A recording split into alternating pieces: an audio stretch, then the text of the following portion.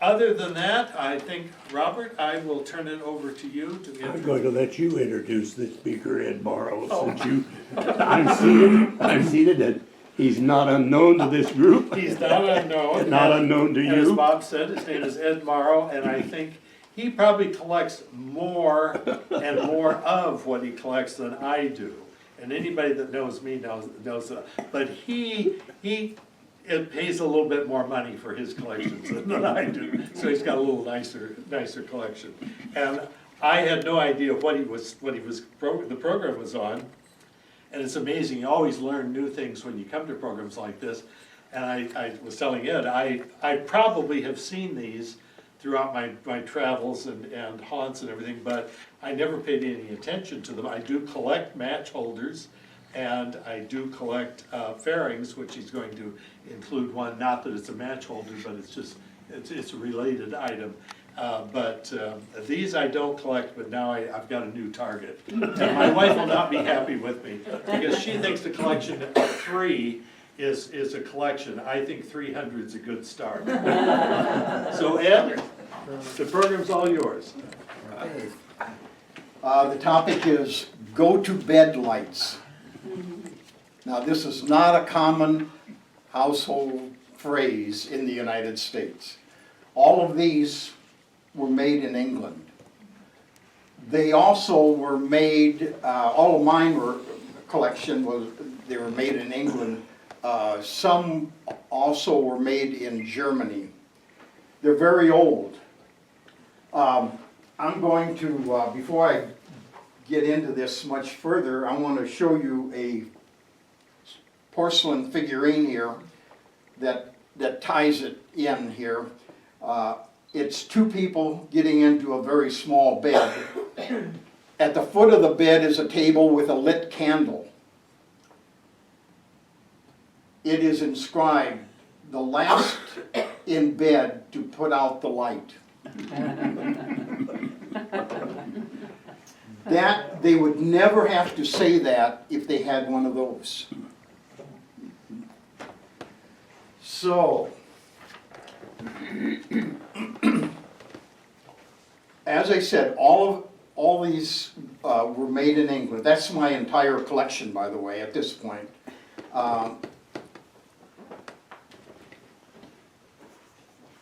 When I first tried to research these, I still have questions that need answers.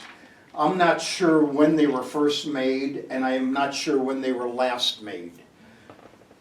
Most of these that I have are 1850s. In fact, all of them, many of these are pictured in this book that I have. They're designated at 1850s. I think this little barrel is 1851, and this glass one is designated as being patented in 1855. I believe, at this point, from what I've been reading, that they were made into the 1900s, early 1900s. And it's a possibility that they were made as early as the late 1830s. Okay, the legend behind these small containers is that they were created to burn just long enough to allow a person to jump into bed after extinguishing the candle on the mantel. Since the small flame would burn out quickly, these containers were considered to be safer near bedding than larger candles. Okay, I'll get out one of these. This is the candle. Wow. It has a match head on it. Okay, this is the light source. It's a really a wax version of a friction match that we know, the wooden friction match. The first friction match was made of wood, was invented in 1826 by John Walker, a chemist in England. The light source for these go-to-bed lights are called wax vestas. Now Vesta, the word Vesta, is the name of the goddess of the hearth in Roman religion. Wax Vesta can also be referred to as a candle match. In 1832, William Newton patented the wax Vesta. So this is 6 years after the friction match was patented. This William Newton comes along and makes this wax version of it. It's consisted of a wax stem that embedded cotton threads and had a tip of phosphorus. Okay, I've timed these. I didn't know how long those would last, so I got a box full of them, so I'm sure I wouldn't miss one. I timed it. I put it in one of these and I timed it, and it's 30 to 40 seconds. Oh, boy. So if it's a long room, of course you wouldn't have it very far away anyway. But it would be on a table nearby, and 30 to 40 seconds allows you to get under the covers, and then the match automatically is burned out.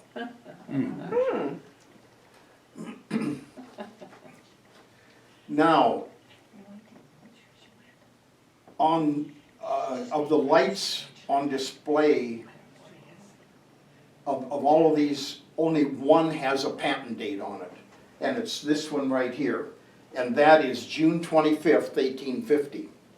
Now most of the others that are in the book that I've identified are 1850. This one here is designated, the barrel one is 1851, and there was a similar glass one in there, is patented in 1855. So, I don't know, maybe all the manufacturers got really excited when these came out, and they all started to many manufacturers started to making them. No, these are US patents you're talking about. No, the English, They these are English. These are English. And that's another question I have. I'm sure as, they had them back to 1850s, and these people migrated over to the United States. I'm sure they brought a lot with them. But I do not know if the United States, any United States manufacturer ever made them. I don't have any reference that that they were made in the US. All of them have compartments for the wax vestas. They all come apart, and there's a little compartment for those matches. Here is a really old, ornate one, and the tops pull off of all of them. Okay, these two are traveling traveling go-to-bed lights. This one here, they have different latches. I think they were made by the same company. They're spring-loaded. Wow, it still works. And underneath is, of course, the compartment for the wax vesta. The striker is unique. It's walrus skin. It's very rough, but it's walrus skin. And in here is the little place for the Oh, match. Oh, that was. How do you keep from getting burned? Putting it in. Skill. So, yeah, now this one is a little bit different. He modernized, had a push button on that, and it has not quite as big a compartment, but it has more of it has the line type striker on it. I guess maybe it was cheaper than walrus skin, I don't know. Okay, The other is, these are the, what I call the simple type holders. Several of these, well, 3 of them have large candle holders. They're not large, they're very, that's probably a 1/2 inch maybe for a 1/2 inch candle. And it has also 2 receptacles for the little tiny match candles. And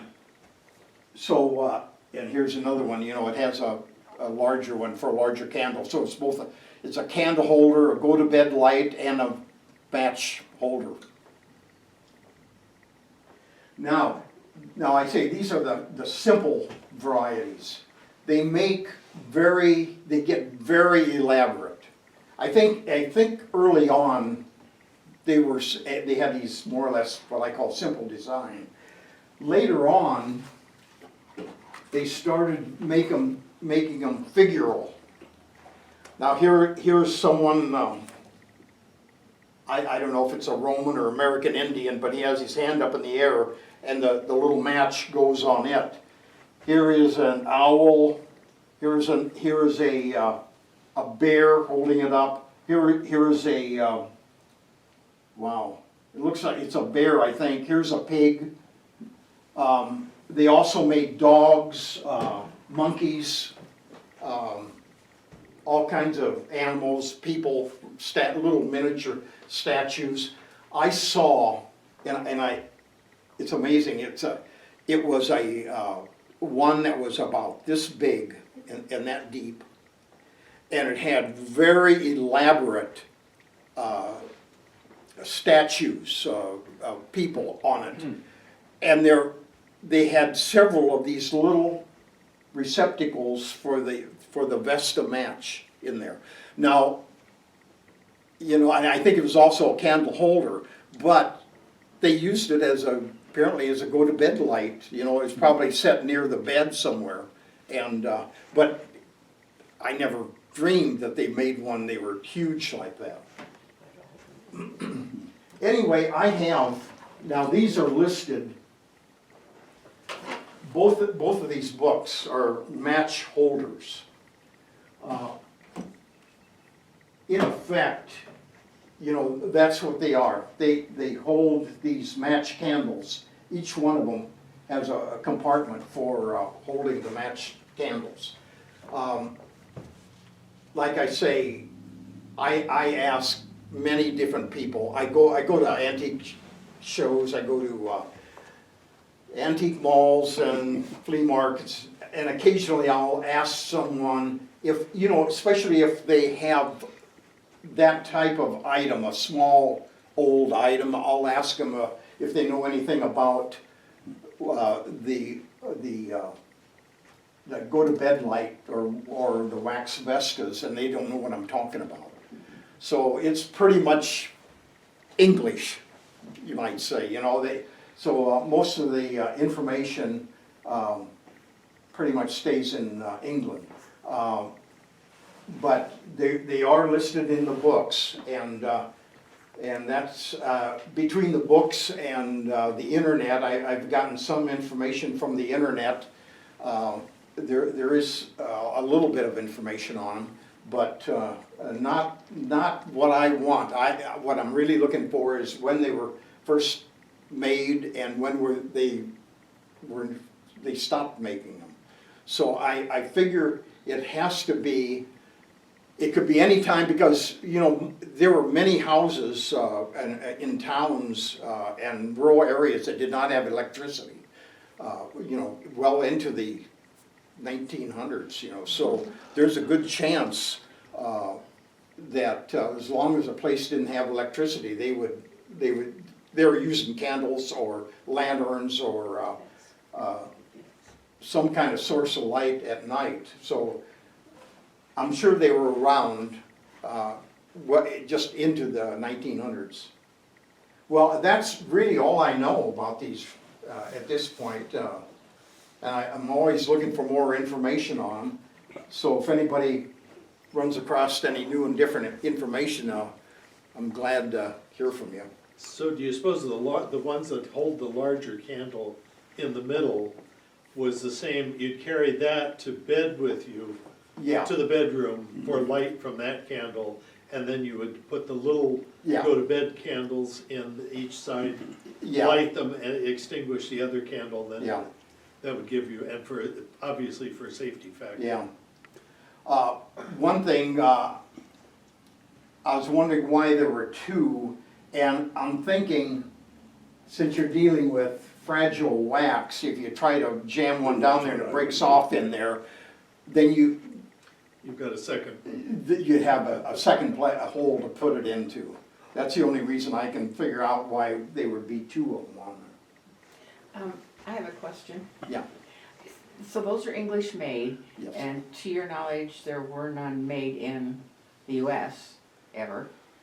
I don't know if any were made in the US. I can't find any information on So them. were those basically just used over there? Yeah. Or were they exported to, and so we had some here? I don't know. Or do you ever I don't have know. any, I've never seen anything like that. Yeah. That doesn't mean that it wasn't here, but I was just curious. I Oh, know they yeah. didn't do a lot of exporting, I suppose, at that time. Yeah, I wish I knew that. I wish Yeah. I knew if But they were popular exported. here.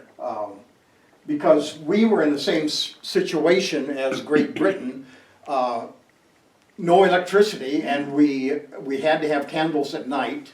And of course, we all go to bed, and it said that, you know, you don't want to have fire near the bed, because especially if a hot candle would drip down on the bedding, it would start a fire, you know. So I think, you know, we're in the same the whole world was in the same situation, no electricity, and they relied on candles. And I think we tended to use kerosene though a lot more than what the British. yeah, The British relied on, they were still making brass candlesticks Yeah. well into the 20th century. yeah, we did have, we had kerosene early on. No, I think you and I had some conversation about that rather cute Fisk tire ad, where the little boy is carrying the Candle. lamp to, Yeah, yeah. and time to retire Yeah, for Fisk. Oh. But that was a little bit like a handled lamp that he was carrying with a flame on it. yeah, yeah, Now, and I'm sure you know this, but you can go into the patent records, and there are classifications of lamps. I don't know if you can get that classified down far enough that yeah. you get into that classification that might help you. Yeah, see, you know, you could end up looking at 100,000 Yeah, you might, items, yeah, but it might be a way to go to find out. yeah. Yeah, Bob, but when you- Ed, you have all that time. Yeah, yeah, No, he's busy because I go to a CNN TV, we know a couple of the same people, and I get there and they say, "You're too late, Ed was just here." Bob, you have researched patents here in the US Yes. at the historical building. How do you gain access to that? Is that on computer? It's on computer now. So you probably could go to a British email or I designated don't know site. that, but I do know that Use something now, UK and get into the patent numbers. with my limited knowledge, I now am able to go to my iPad and find And find it. patents. Okay.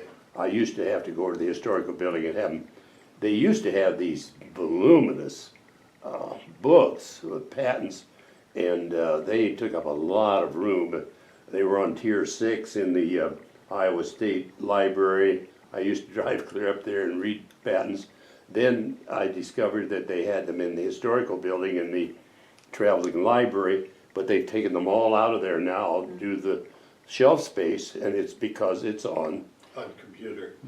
That had to be, the lady that worked over there, that is the expert on patents, she spent a year in Virginia just learning how to research patents. yeah. Wow. I used to go down there all the time. And Here's the problem I have. I have an item, I don't know what it is. It doesn't have a patent number on it either. It's old. But it has a date. Yeah. Yeah.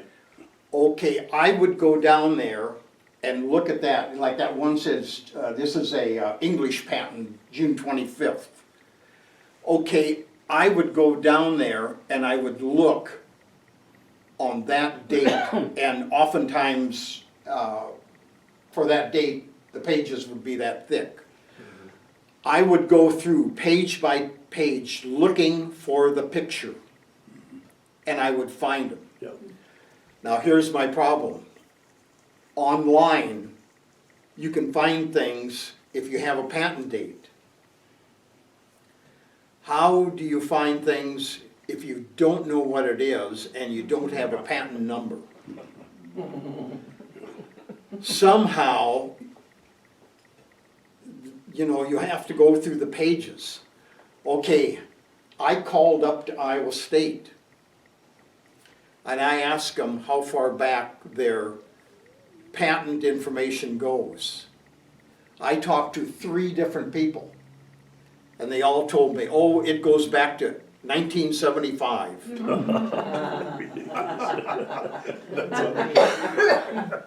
Now, a week ago, I was in Amana, and I knew the dealer who was filling his case, and we were talking about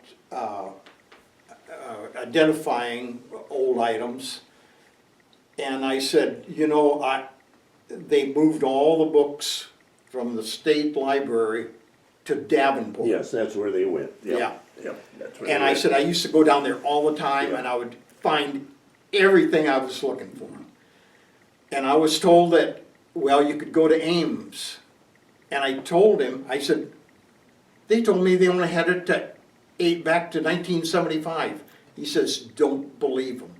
They have a complete set. And he said, I've done research up there, but he says, it's been a few years, but I've done research up there and they still have them. Don't let them fool They you. used to have them up on tier 6. You went to tier 6 and they had them up there. It was in a kind of a separate room off. Well, it's in the stacks, and they were not in a separate room at that time. They were just in the regular stacks. Oh, he told me it was kind of in a room Could off. be. It could have changed. It's been a long time Yeah. since I've been up Now, there. can private individuals do that, or do you have to be affiliated somehow? No, that's open to the public. Is open to the Yeah. public, okay. Yeah, now he told me, he said, he knew a fellow who works up there or is a student, a grad student, and he said, yeah, he took me right into the room. Mm-hmm. And he says, I don't know if anybody can go in there. Well, But, that probably has changed. It's Yeah. been a long time. but anyway, Yeah. the problem, I'll tell you the problem with Iowa State, the library. You can't find a parking place. That's terrible. You know, if you wanted to get a lot of exercise and park 2 miles away, you can do that. But there are a million cars up there and there's no parking places. And you used to be able to, I used to park north of the chemistry building at night and walk through those buildings. I'm wondering if you can even do that anymore. Those buildings may be They're probably secure inaccessible now. Yeah. Ed, would you tell about the unusual striker on that one that you were showing me that has a little hole in it? The one with the Oh. spring disc? Yeah, this one has a special feature. It's got a hole in the top and a hole in the side. The hole in the side is for, you push this down, it's spring loaded, there's a plate in there, and this pushes the plate down past that hole. You put in the wax Vesta, the head first, and then let up on it. Pull it out and it's lit. And then you can put it in the top. Clever.